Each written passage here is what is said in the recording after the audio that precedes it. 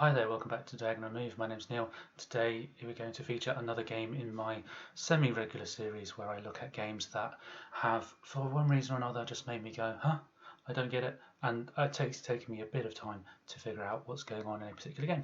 Now that might be because the game is particularly big, it's particularly complex, maybe there is something different or unique about it, or maybe it just takes something that's been done before and does it in a slightly different way, which has made all the difference in learning the game. And that is particularly true of the game I'm going to feature today, and that game is Siege of Izmail by Hollandspiele, designed by Ilya Kudryashov. I hope I've pronounced that correctly.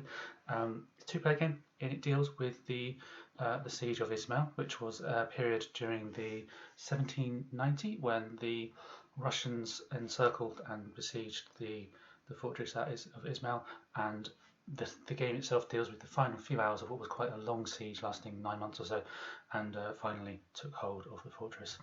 The reason this game made me go sort of think for a minute about how to play it was not necessarily because it's particularly complex.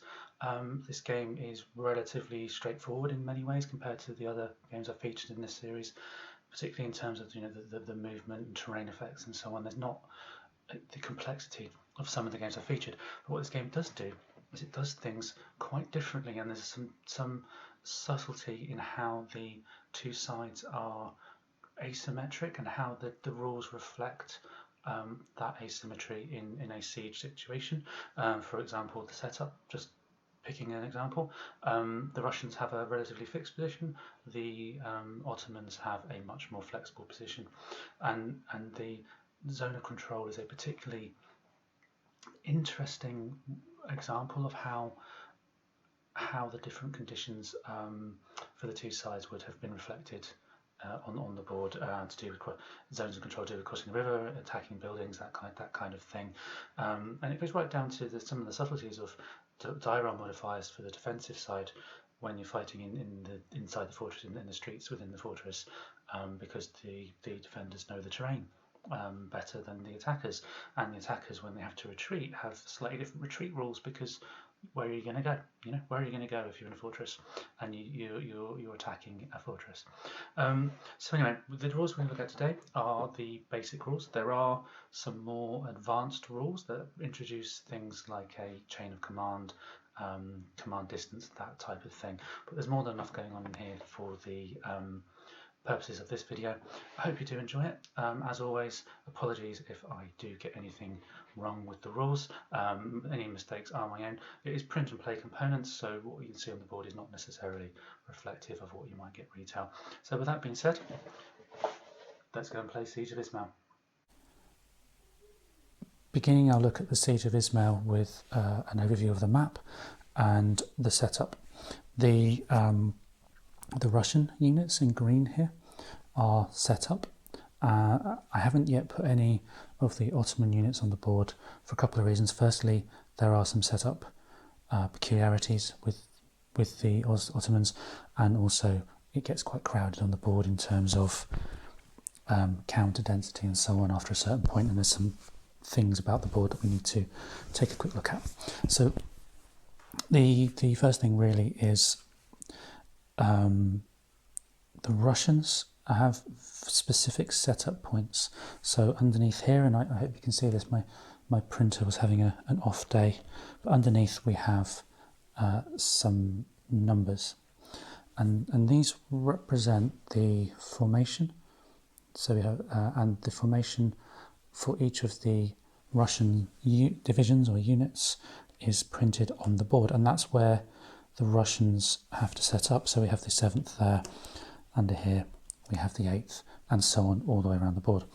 The cavalry are slightly different in that they can set up anywhere outside of the walls of the castle. Now we do have a cavalry there, just indicated with the C. They're the units that can set up anywhere, and in this particular instance I've set some up here and some up over there.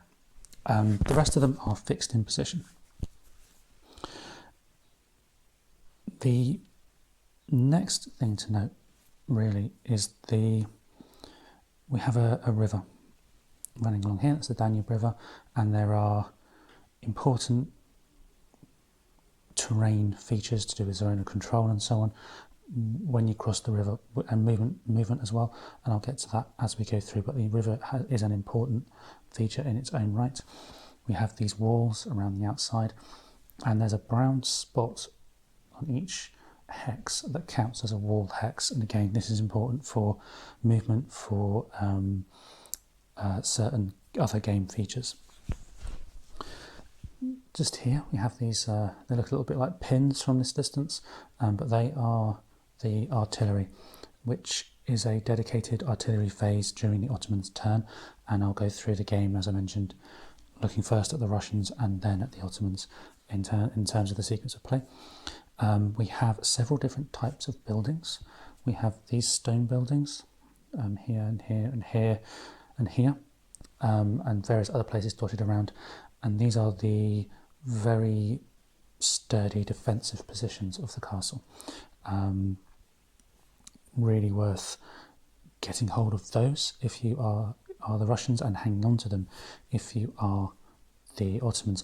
And capturing those stone buildings is one of the not victory conditions, but one of the objectives that will push you towards victory. And I'll come on to how you win in a moment. These other buildings here are, they're not quite the same thing. They are known simply as living quarters, so they're not stone buildings, but they are living quarters, and they have a terrain effect for the Ottomans only. And this is where some of that asymmetry starts to come in. Also we do have a few field fortifications here, again providing different benefits in terms of terrain modifiers. The Tabia Redoubt, which is a dedicated defensive point, that in capture of that will again work towards completing the victory conditions. These lines here and here and here and here are the gates into the castle, which can be used to negate certain terrain effects of the walls.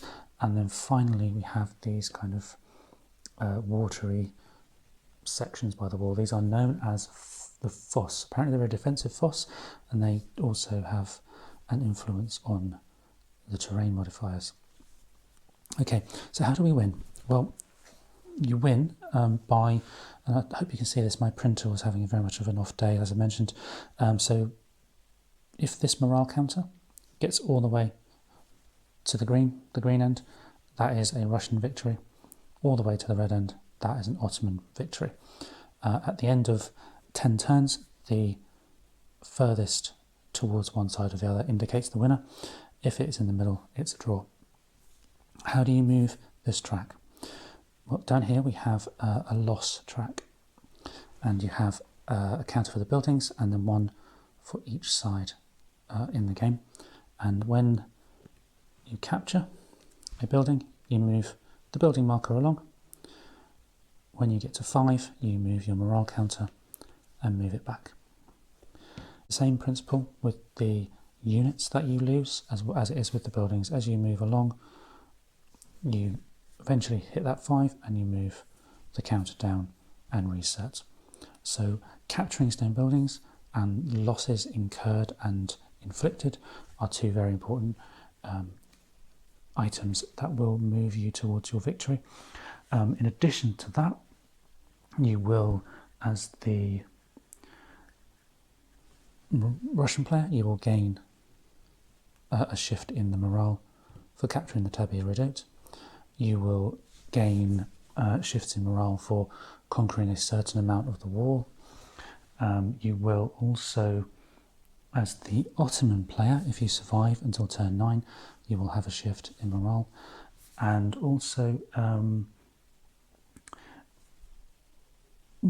if you, as the Ottoman player, if you recapture anything that you've lost, so if you are able to retake one of those stone buildings, you move the markers back in the direction that they go towards your benefit, if that makes sense. So the adjustment of these markers is important for the game. I hope that makes sense.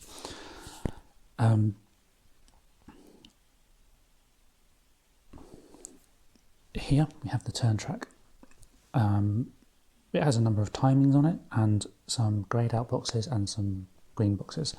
The greyed out boxes are night turns, so the game starts at 5 in the morning and finishes after 6:30 in the evening. And the greyed out turns have an effect on what column in the CRT that you roll on, and depending on a die roll, you will either move the terrain modifiers or you won't. So for example, if you roll a 1 on a d6, you will move the terrain 1 column to the right. If you roll a 6, you move it 1 column to the left. Somewhere in the middle, you don't move it. So it's a variable terrain benefit. Make more sense as we get into it, I'm sure. So big question then, why have I only set up the Russians other than to demonstrate some of the map features? Well, the quite simple factor is, at the start of the game, this is a legal setup. There is no obligation on the Ottoman player's side to set up at all any units at all. Wouldn't necessarily want to do that because the Russians will come storming over these walls, but you do not have to set up any units at the beginning of the game. And when we get to past the Russian player's turn towards the Ottoman player's turn, I will explain how that might change. But I'm going to pause the video now, set up a few units, and move into the first turn sort of sequence of play. Now set up the Ottomans, or I've set up some of the Ottoman units. You can add more units than I've got on the board, but just for clarity of what's going on in some circumstances as we play through, I will leave it at this amount for now. Because of the asymmetry of the different sides, I will cover elements specific to one side during that side's turn and cover the other side during their own turn. So for example, there are certain things within movement that will affect one side and not the other, but we'll get to those as we go through. The units themselves have a couple of factors on them. So we have combat and movement. The stripe across the top with the historical unit ID on them, that's relevant to the advanced game and is used in that game for things like chain of command and what have you. Beginning with the movement phase for the Russians then, in the first turn, the Russians have some specific rules to do with the bad weather and the day and communication issues.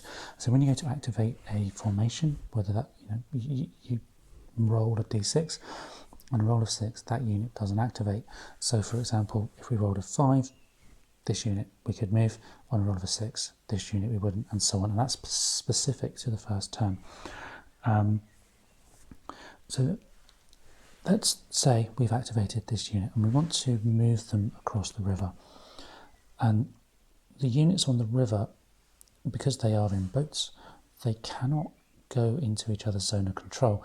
And as with many of these games, a zone of control is the 6 hexes around any one unit.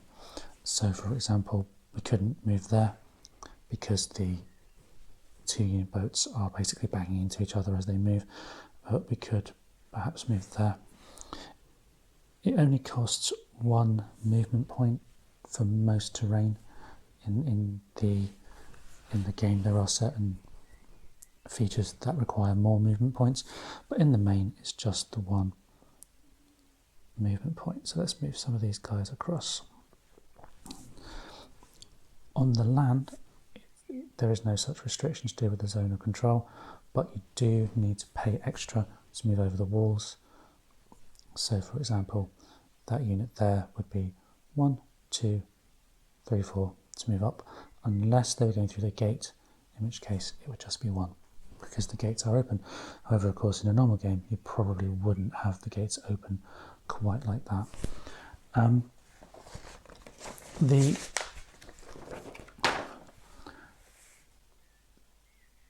cavalry, which are these units here, with the horses on, they cannot enter the wall hexes, they can only come through the gates, and they also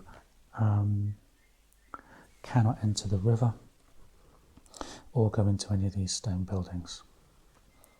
So they have a few more movement restrictions on them than some of the other units do. I'll move a few things just to demonstrate the next part of the game. Russian combat then. Russian combat is affected on the first turn only by the element of surprise, and so you get a +1 die roll modifier to all your things on the first turn only. And when you move into the zone of control of the Ottoman player, you have to stop. You can't, once you're in zone of control, and this is true for both sides, once you're in a zone of control you have to stop. You cannot then leave the zone of control voluntarily. However, there is a range of different versions of zones of control. For example, if you are next to a unit, for example here, two units out in the open, next to a unit here out in the open, they are all in zone of control of each other. And combat in a zone of control is mandatory. So these guys will have to fight. When you come to zones of control against a wall, for example over here, there is no zone, even though they're adjacent, there is no zone of control between these hexes and this hex here. The zone of control does not cross the wall in either direction. So any combat is voluntary. In the open, it's mandatory. Against the walls, it is voluntary in both directions. When you are, let's pretend he's here, when you are facing an opponent that's in a stone building and you are in the open, the zone of control extends out of the stone building but not into it. So in this circumstance here, where the Russian unit is in the open and the Janissary unit there is in the stone building, the Russian unit would have to attack the Ottomans, but the Ottomans do not have to attack in return when it is their turn, assuming they stay where they are. So that's quite an important feature of the stone buildings, is that they force an attack but do not force you to attack back. Zones of control in the river, they do not extend over the river. So these two units here are not in each other's zone of control. Equally, let's move here.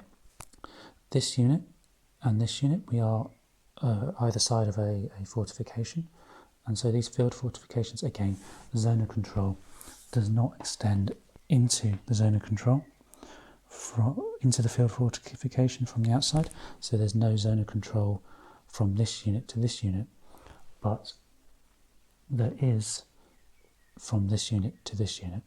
So these guys have to attack when it's their turn to combat. These guys do not have to attack during the Ottoman player's turn.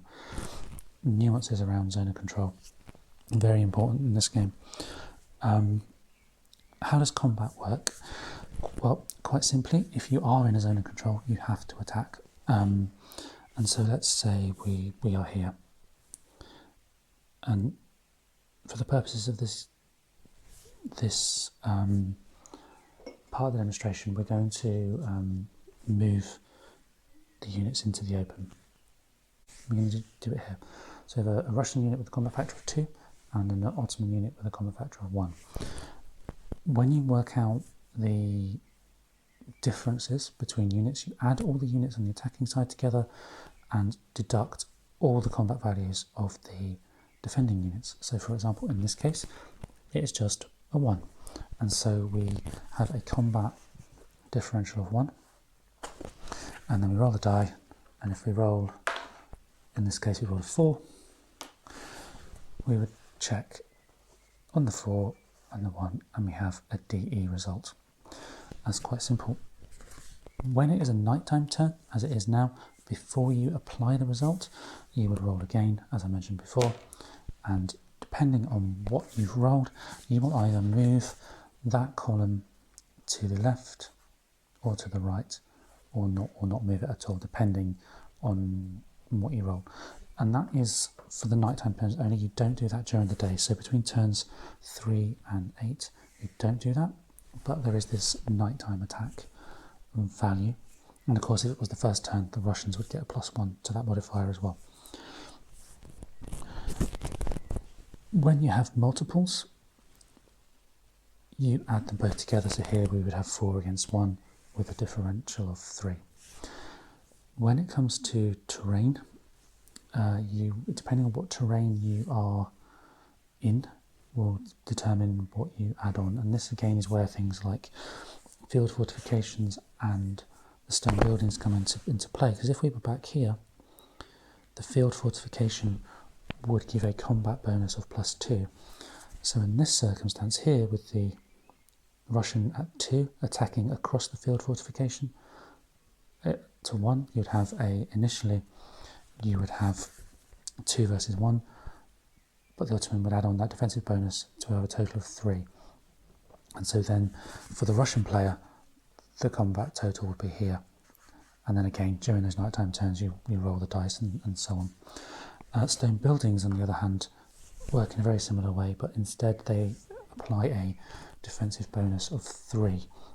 So stone buildings are very powerful in that they don't force you to attack, they protect you from forced attacks when you're inside them, but they also offer a tremendous defensive bonus as well.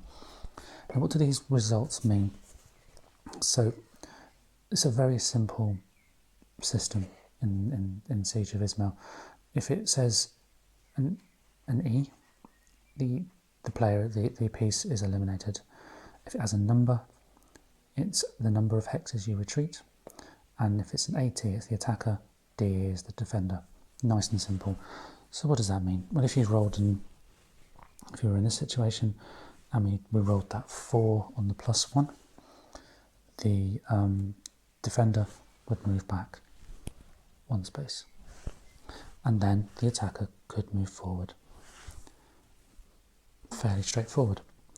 If we had rolled that defender moves back 1 in a stone building, the stone buildings allow you to ignore that result. And so again, another real defensive benefit for the players who occupy the stone buildings. Now, if you are the Russian player and you are forced to retreat, depending on where you are on the board depends on whether or not you actually do retreat. And so they have this kind of like fight to the death side element to it here. And so if you are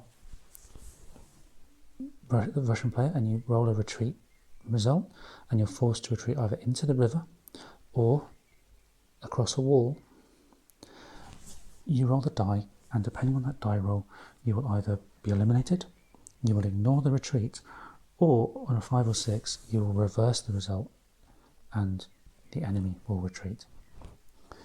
So again, quite a specific to the Russians, quite a powerful feature of the Russian combat, and that is only the Russians. There is a slight difference in how you pursue the enemy, this pursuit. So let's say you are a foot unit and you've forced the opponent to retreat 3. Foot units, you move into the space that was just vacated. Cavalry units, on the other hand, can follow the path all the way through. For the Russians then, there is a specific phase for the Russians called recovery. And if during the Ottomans' turn, if the Ottomans inflict what's called a disrupted result on the enemy during the artillery phase, the Russians cannot move. They are disrupted. There's no multiple steps or anything in this game, not in the basic game. You are disrupted, or you're eliminated, or you're normal. Disrupted units can defend, but they cannot attack, and they do not project any zone of control. During the recovery phase, all that will happen is any units affected will have their counter removed. I'll get onto how those are applied when we reach the Ottomans' turn. The fourth phase of the Russian player's turn is capitulation, and this is where you check to see whether or not your units are surrounded, and you may have to surrender. In order for that to happen, to make a capitulation check, you need to have every hex surrounding your unit occupied by a zone of control. So now, for example, this unit here, we have a zone of control there, obviously zone of control where the Ottomans are, and there's a zone of control here. But there's no zone of control there or there, and therefore that unit does not have to capitulate. However, if we were to move this slightly into a slightly idealized position like this, we now have all 6 hexes around that Russian unit in a zone of control, and therefore the Russian will have to make a capitulation check. The way this works is you take its combat value, which in this case is 5, and you will add the army, in the basic game anyway, the army morale level, which is indicated here. It will be a +1 for the Russians if it's in green, and a minus number for the Ottomans if it's red. So for example, in this case we'll have 5 + 1, so that has a capitulation level of 6. And then you roll a die for that unit, and if you are greater than the capitulation level, you're eliminated. So in this case you couldn't be eliminated, but if we were here and we rolled a 5 or a 6, the unit would be eliminated. If you have multiple units surrounded, each unit in a group would have to be surrounded by zones of control. So in this case we wouldn't have to check for capitulation for these units, because this unit, this space here, is not in a zone of control. So when your units are together, they are much stronger, much more resilient than when they're alone. And so let's move on to the Ottoman player's turn. The Ottoman player's turn runs slightly differently to the Russians. We have a movement phase as before, a combat phase, an artillery phase, and then we check for capitulation. The Ottoman player, does not have to check for any effects of the weather on turn 1, but they do get the benefit or potential benefit of it being night during nighttime turns, and there are certain other things that can happen, which we'll get into now. So the first thing to do is movement. Now during movement you can place your reserve units. So this pile of units we've got here, so long as they are within the setup rules, we can place them at any time during the movement phase. What are those rules? Those rules are, you must be within the fortress walls, so you must be inside the fortress. You can't suddenly take the enemy by surprise. And you must be at least 4 hexes away from any Russian unit, so that is not acceptable. However, that would be, as would placing a group of units around here, obviously perhaps not cavalry, but within the placement limits for the unit type, you can then place your units in various places. I like to think of it as the people of the castle coming out of their homes to defend the castle at various times. So you can do that. You can spring up where you're needed as the Ottoman player. Now, when you move, you either set up on the wall or you move onto the wall. You have the ability, should you choose, to place detachments. Now these are very, very important. They are representing the Ottoman forces manning the battlements, so to speak. So each time you place, you can, either side of the unit you've just put on there, place detachments. The Ottoman detached troops have their own special rules.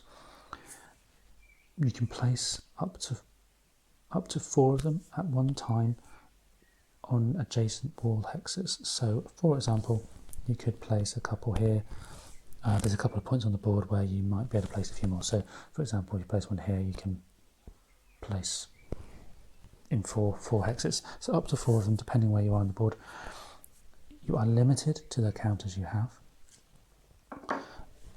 but they don't operate in quite the same way as regular units.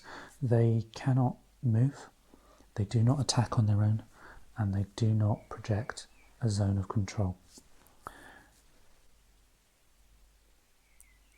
If the unit that was responsible for the placement of those units moves or is eliminated, those markers are removed also.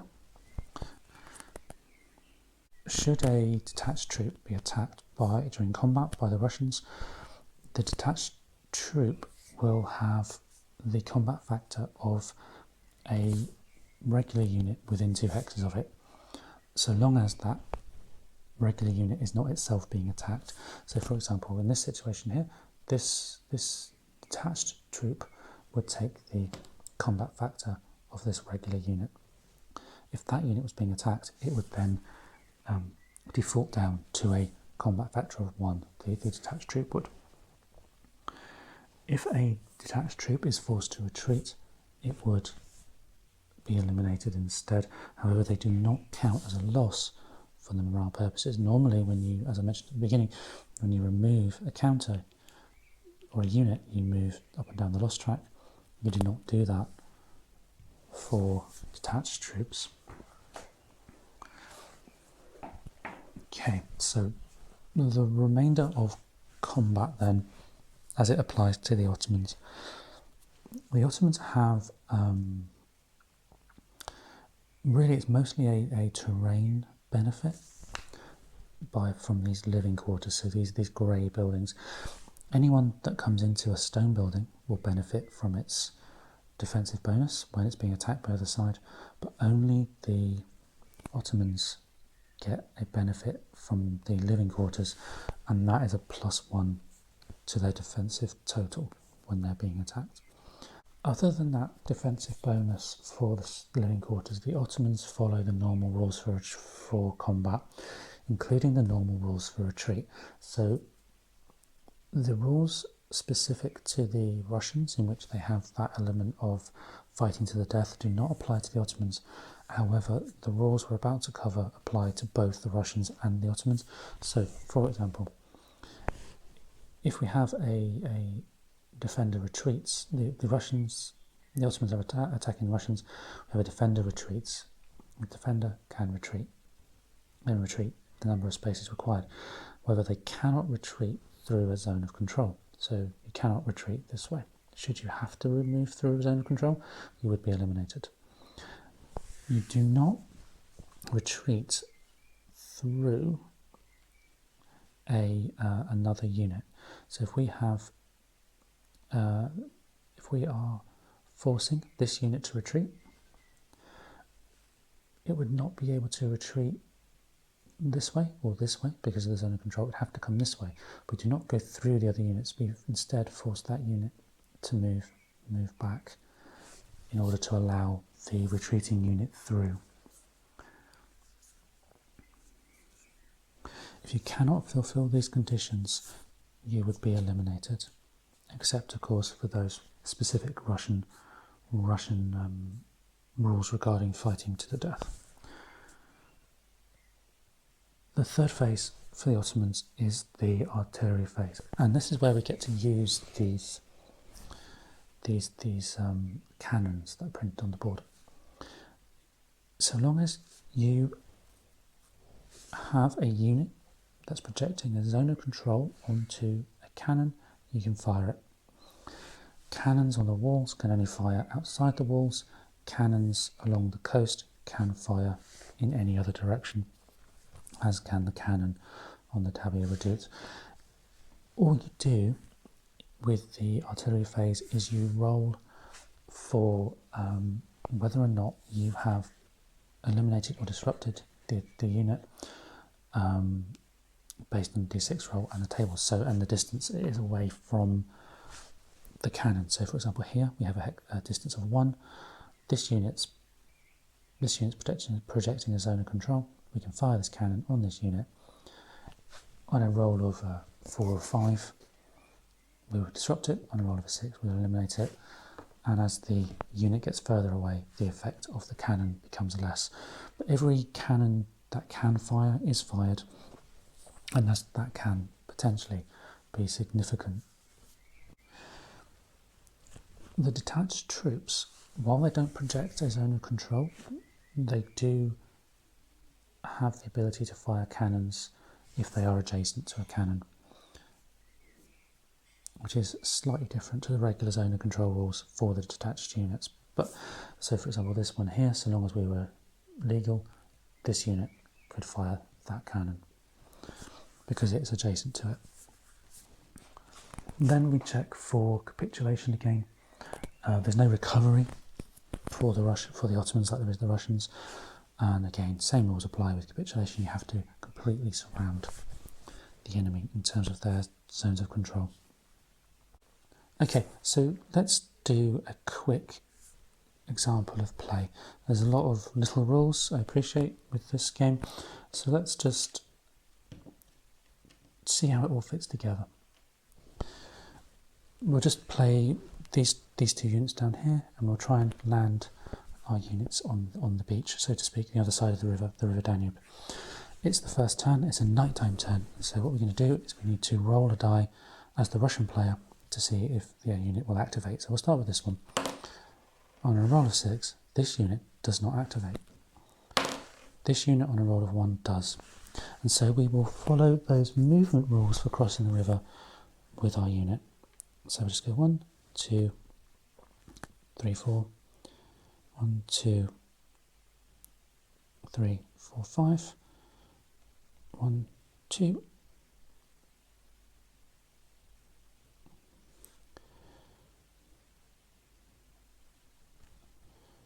Okay, so those guys are moved.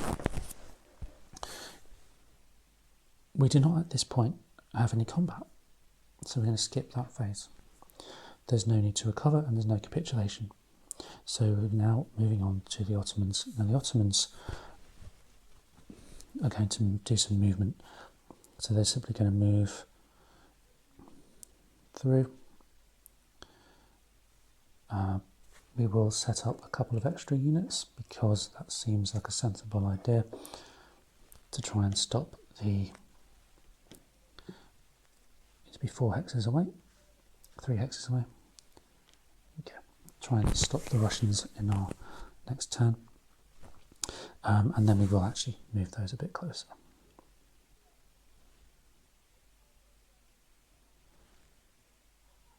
Okay, most of the movement is only 1, apart from moving across certain terrain, as I mentioned. Okay, now we have the Ottoman combat phase. So here we have a 4 playing 2. It is the first turn, it's a nighttime turn, and so we have a differential of 2. The Russians will, on their turn, would get a +1 for an attack, but they're defending at this point. So we have just simply a +2, and we will roll the die. We roll a 6. So we roll a 6 on the +2. However, because of that nighttime turn, we just roll the die again. We roll a 6, and on the nighttime turn, where's my terrain modifier? We have 1 shift to the left. So starting at +2, we roll a 6, moving down to the +1 column. Defender retreats. The defender should retreat too. However, there's nowhere for that unit to go. They're against the river, so they then fight to the death. And we roll the die. And we roll a 5. The Russian, on a roll of a 5, puts up such a brave defence that the enemy unit, which is the Ottomans in this case, must retreat a hex. There's no movement forward in this particular circumstance. Repeating the combat here, this time there's a -1. The Ottomans have 4, the Russians have 5 for their combat. So we will be on a -1. We will roll the die again to check for the nighttime terrain shift. And on a roll of a 1, we get 1 shift to the right. So we start at -1 and we move to +1. We roll a 1, which in this case means the attacker moves back 3 squares. Okay, there's no zone of control here, so we don't fight. We now move on to the artillery phase for the Ottomans. And here we can have artillery fire there, there, there, and there. So starting this side, we'll roll a d6. 1, 2, 3 away. On a roll of a 1, nothing happens. 3 away again. On a roll of a 5, nothing happens. Here we're 2 away. Again, no effect, just shooting above their heads. Here we're only 1 away. And we rolled a 2, not the most effective artillery, are we? We do have some artillery here. And again, we are 1 away. And this time we've rolled a 5, so that unit is disrupted. We have another cannon there. 2 away. No effect on the 2. There's no need to do anything else here. We're not going to use the... We could ordinarily fire all the artillery all around, but just for this demonstration we won't. So that is the end of the artillery phase. We don't need to check for capitulation, nobody's surrounded, so we move on to the next turn. It's still a nighttime turn, but now the Russians have lost their diary modifying benefit, and so moving into Russian movement, we really want to get onto the board, so let's no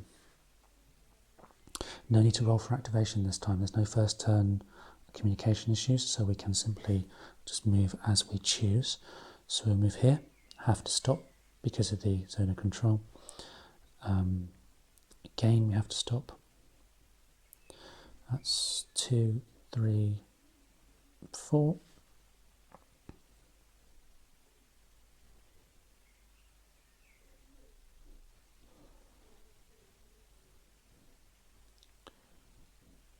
Okay, and then this unit.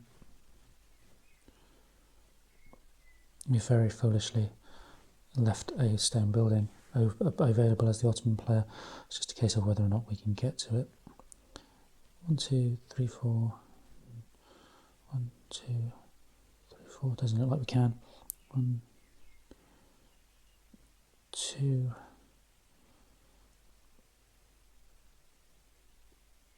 Okay, we'll stop there. Now it's Russian combat. Moving into the combat here, we're fighting across the defensive fortification, so it's 5 against 3, but the fortification gives us a +2. And that's as rolling the 0. We roll a 6, which means we would have potentially a defender retreats, but we need to check for the night time still, because it's night. And on a roll of a 2, there is a 1 shift to the right, which means we've moved from retreating 2 to retreating 3. 1, 2, 3. And then we can move forward as the Russian player.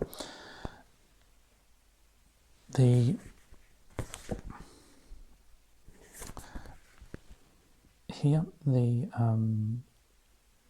we have a 4 against 3, but there's a defensive bonus, so that's a -1. Rolled a 3. It's nighttime still, and we have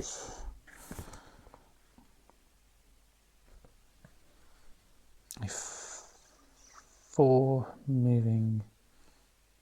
It's -1 moving this way, so again the defender retreats. Here we have a 2 against a 3, so this time the Russians are fighting at -1 basic plus a minus modifier for the defensive bonus. However, we are in a special situation here because we have multiple units, so we can actually combine all the combat factors of all these units together, and fight as one big group. So here we have 7, 9 versus 6, so that's a +3. We are in a building, which is a 1 benefit, and we're across a fortification, so it's actually a 0 by the time you add 3 and 3 and then 3 for the terrain. That's a 0. And we've rolled a 5 on the 0, but it's night time, so with a 3 there is a shift to the right, so we're on a +1 for the night time, and we rolled a 5. Defenders retreat. And defenders have to retreat, and we can move forward.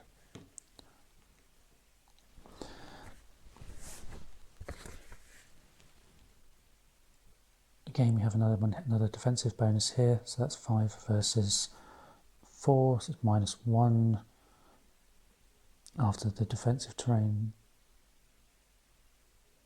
5 against 4 is +1 minus the 1 for the defensive terrain that the Ottomans are in, which is a 0. We have a 1 in the 0 column, and it's a shift to the left, so we're now at attacker retreats 3, so the attacker moves back, cannot move back, so we then see what happens. On a 6, the Ottomans have to retreat, and they just retreat the 1 hex. And we must attack here as well, so that's a +4 though, with a 1 defensive bonus, so that's a total of +3. We've rolled a 6 on the +3 with a shift to the right, so that is a +4 with a 6. The defender is eliminated, and we then move that loss marker for the Ottomans 1 step up.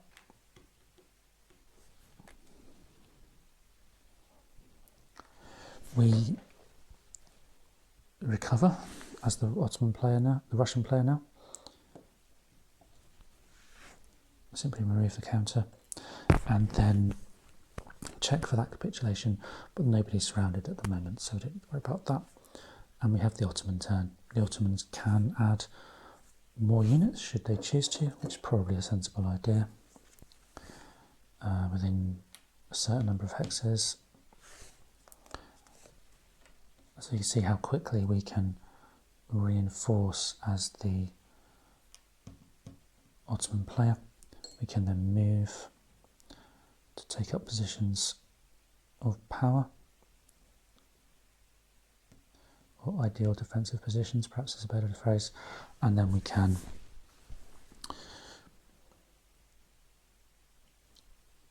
really defend from there. We would not, so here's an interesting example. We have two units here. We do not have to attack, because this unit here is, at the moment, there's 2 units with a combat value of 3 each, so that's a 6, and person is 5, so our positive benefit would only be 1. Next turn, he would have to attack both of those units. Both units would get a +3 modifier for being in the stone building, and so on the next turn this person here will be at a significant disadvantage, and even if the Russians were to move in, there would still be a disadvantage to this person here because of the forced attack. Again, here we don't have to attack. We don't have to attack here. In fact, we don't have to attack anywhere, with the exception of there, which is unfortunate. Didn't plan that very well because they are at a significant disadvantage there. So that's -2. That's a 6, and there's no column shift, so -2. We would be running backwards. Artillery phase then, we cannot really use any of our artillery now because we cannot project our zone of control onto the enemy troops. And here as well, we can use the artillery underneath those units.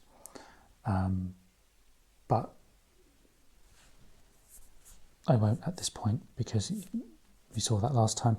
So I think I will stop there. So hopefully that's given you an example of how the game flows, how the game plays, subtle differences between the two sides, and the really rather interesting rules for zonal control, and how the defensive fortifications work differently for the different sides. So I hope that's been useful. I hope it's given you an idea of how the game works and why this is such an interesting game. It has got a fair degree of subtlety in how it works, and of course it's a very interesting to see a game on about a siege, which is something I've not played before, so this is very interesting for me. I do hope it's been interesting for you, and I'll see you next time.